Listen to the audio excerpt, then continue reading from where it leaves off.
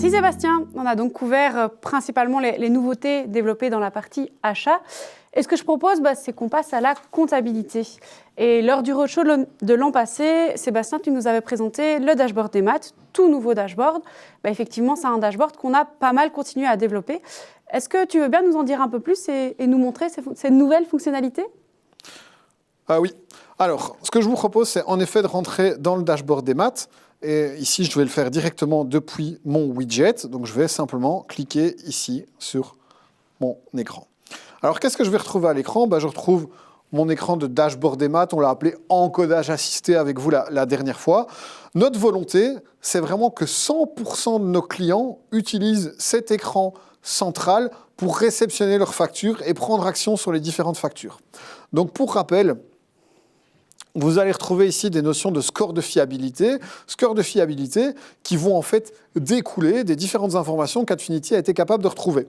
Donc, évidemment, je vais avoir toute une série de factures qui vont arriver par PayPal, d'autres factures qui vont arriver OCRisées et des factures qui peuvent même venir directement d'Adfinity. Et derrière, je vais aller rechercher des informations. Okay ? Donc ici, j'ai plusieurs possibilités.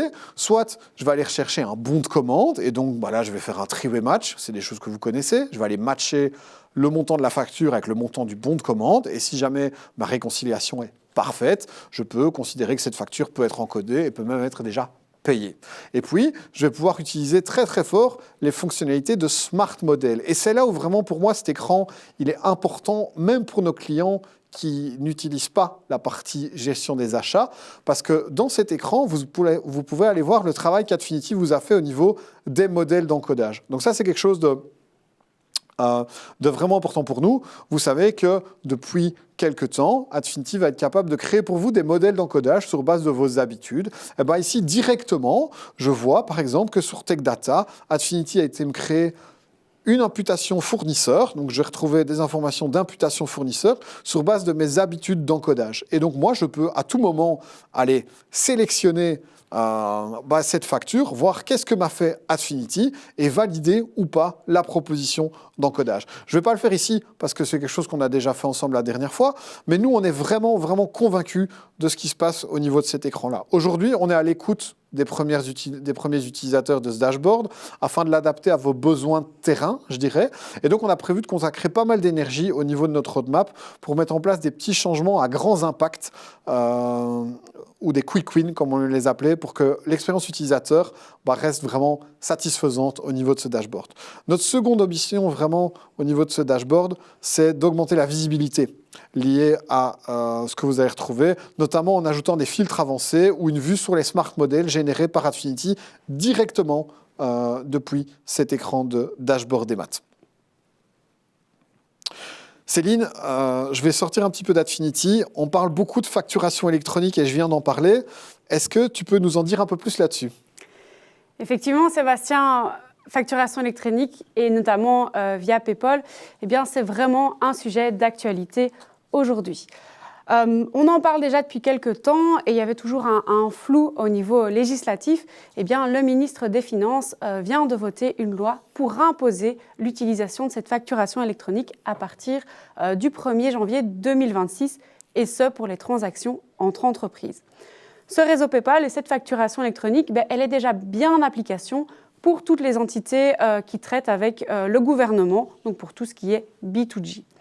Alors, certes, il y a une volonté de la Commission européenne d'avoir un meilleur contrôle, une plus grande transparence au niveau de la fiscalité belge, mais c'est un réseau qui nous permet également beaucoup d'avantages, notamment au fait de réduire tout ce qui est facturation papier, de faciliter tout ce qui est reconnaissance au niveau de la facturation, puisque ici, toutes les données dans la facture vont être balisées à travers un code HTML. Et donc, il n'y a plus de risque de reconnaissance dans cette facture.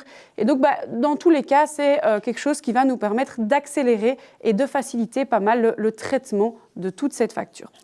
Alors, pour ceux qui n'ont jamais entendu parler de PayPal, je vous propose de résumer très rapidement comment ça fonctionne. Et c'est un réseau que je compare très régulièrement avec le réseau de téléphonie. Ce réseau, il est là. On peut communiquer tant pour envoyer des factures que pour recevoir. Mais chacun doit s'y connecter avec son opérateur téléphonique. Dans le cas de PayPal, c'est via son point d'accès.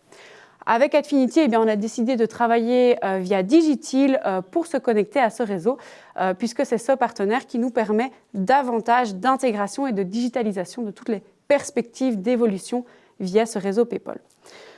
Néanmoins, une des grandes nouveautés qu'on a développées dans la version 2.4, c'est le fait de pouvoir se connecter également via le réseau Mercurius, via le point d'accès Mercurius. Et c'était une demande qui était vraiment importante pour toutes les entités du secteur public. Et donc, sachez que depuis la version 2.4, c'est entièrement intégré dans Adfinity également. Une autre nouveauté qu'on a développée dans cette version, c'est le fait d'aller régénérer un PDF pour vous permettre de visualiser la facture. Il faut savoir qu'un fournisseur n'est pas obligé de joindre un PDF sur ce réseau PayPal. Il peut se contenter de ce code HTML, de ce truc pas très lisible, si je puis dire. Et donc, Adfinity va le décoder, va vous mettre la facture à l'écran, mais vous n'auriez pas un PDF pour pouvoir le consulter si le fournisseur ne l'a pas lié. On a ici, grâce à un template standard, la possibilité d'aller générer cette facture pour vous permettre de la consulter, que ce soit dans votre comptabilité, via vos approbations, ou même pour ceux qui veulent encore s'envoyer un PDF par mail ou se l'imprimer, vous avez un template qui a été généré ici. On ne s'arrête pas là, le réseau PayPal, je vous ai dit, nous offre pas mal de perspectives pour les années à venir et on y travaille beaucoup dessus. Une des nouveautés dans la version 2.6, c'est le fait d'aller envisager toute la réception des annexes également dans Adfinity. Un fournisseur peut vous lier un bon de réception, un bon de livraison ou d'autres documents lorsqu'il vous envoie la facture. On veut vous permettre de centraliser tout ça directement à Adfinity et de vous éviter de devoir aller chercher cela par ailleurs.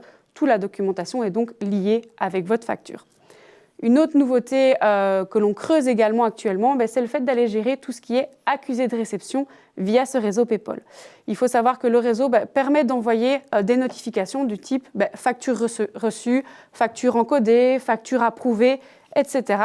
On voudrait pouvoir utiliser toutes ces notifications pour vous en informer également dans Adfinity, ce qui vous permettra d'avoir un aperçu au niveau de vos clients. Est-ce qu'ils ont bien réceptionné, encodé votre facture, etc. Est-ce que c'est déjà payé et que vous allez le recevoir très bientôt. On a également des ambitions plus grandes au niveau de ce réseau PayPal. Alors là, il faudra voir dans les prochaines années, mais notre rêve est vraiment de pouvoir aller creuser jusque dans les lignes de détail de cette facture et donc d'aller faire une reconnaissance ligne par ligne puisque ces informations sont à disposition dans le code. Et donc, c'est quelque chose que nos équipes étudient et que j'espère pouvoir vous présenter dans les années à suivre. Et une autre fonctionnalité, c'est également d'utiliser ce réseau pour une communication outre que uniquement les factures et donc notamment d'aller envoyer des bons de commande à travers PayPal ou encore utiliser comme communication pour tout ce qui est catalogue produit et donc référence de prix.